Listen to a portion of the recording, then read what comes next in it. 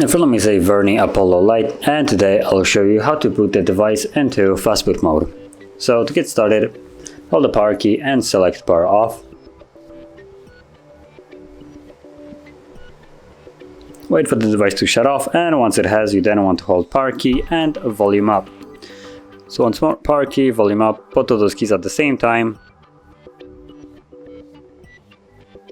And soon after we should see the boot mode, which should appear right now. There we go. So here you want to use only volume up to navigate, and you want to select the second option, which is Fastboot mode. And once it's selected, as you can see right now, press volume down to confirm it.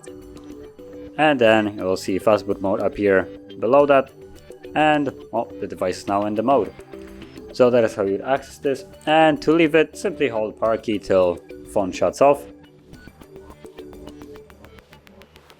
So this will take about 7 seconds.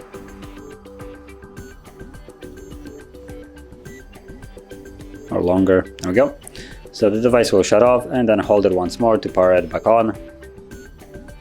There we go. And just give it a moment to boot back up into the Android.